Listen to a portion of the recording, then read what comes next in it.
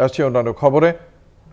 আবাস প্লাসের সার্ভে শুরু হলো বাঁকুড়া জেলাতে। ভোট পর্ব মিটতেই, এর আগে তালডাংরায় নির্বাচন ছিল, উপনির্বাচনের পর ভোট পর্ব মিটতেই বাঁকুড়ার জেলা প্রশাসনের পক্ষ থেকে আবাস প্লাসের সার্ভে শুরু করলো। বিশদে জানবো এই বিষয়ে আমাদের সঙ্গে রয়েছেন আমাদের প্রতিনিধি স্বরূপ গঙ্গোপাধ্যায়। স্বরূপ, কতগুলি ব্লকে কতগুলি টিম এই সার্ভের কাজ শুরু করলো? দেখো, একেবারে এনসিসি যেহেতু চালু ছিল বাঁকুড়ার পার্লামেন্ট বিধানসভা কেন্দ্রের উপনির্বাচন ছিল, সেই উপনির্বাচনের ভোট পর্ব মিটতেই সকাল থেকে স্বরূপ, তুমি আমাদের সঙ্গে থাকো। আপনাদের জানিয়ে রাখি, আজকে সকাল থেকেই শুরু হয়েছে বাঁকুড়া জেলায় আবাসের সার্ভে। উপভোক্তাদের বাড়িতে গিয়ে সার্ভের কাজ শুরু হয়েছে।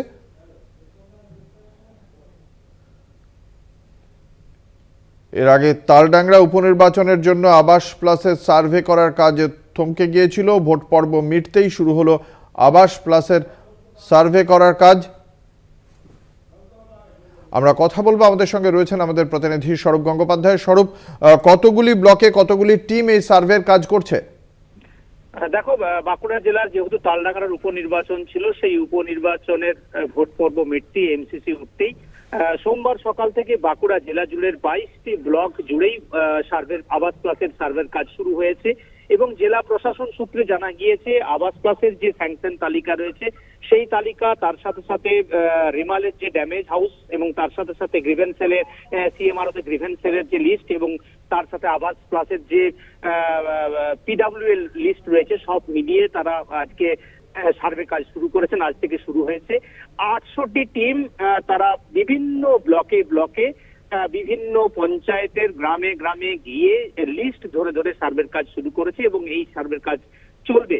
এবং 2022-23-এর যে বর্ষ, সেই বর্ষে বাঁকুড়া জেলাতে 72,102টি আবাস প্লাসের বাড়ি স্যাংশন হয়েছে।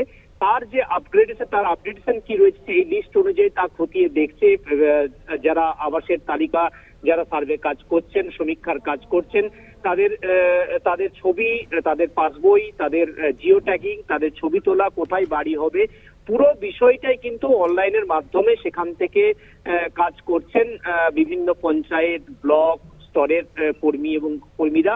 এবং সেই ছবিটা দেখা গেল বাঁকুড়ার জয়পুরের দিকপাড়ে, সেখানেও কিন্তু দেখা যাচ্ছে যে বাড়ি বাড়ি ঘুরে ঘুরে যেখানে যে যে লিস্ট হয়েছে সেই লিস্ট ধরে ধরে পরিবারের সাথে কথা বলা, তাদের বিভিন্ন ধরনের যে কোশ্চেন গুলো রয়েছে সেই কোশ্চেন গুলো জানার পাশাপাশি সেই উপভোক্তার ছবি, জিও ট্যাগিং, সেখানে কোন জায়গায় বাড়ি হবে, পুরো বিষয়টাই কিন্তু খতিয়ে দেখা সার্ভের কাজ শুরু। অর্থাৎ এক কথায় বলা যেতে পারে যে এই ভোট পর্ব মিটতেই বাঁকুড়াও যে আবাস প্লাসের যে তৎপরতা, সেটা কিন্তু চোখে পড়লো।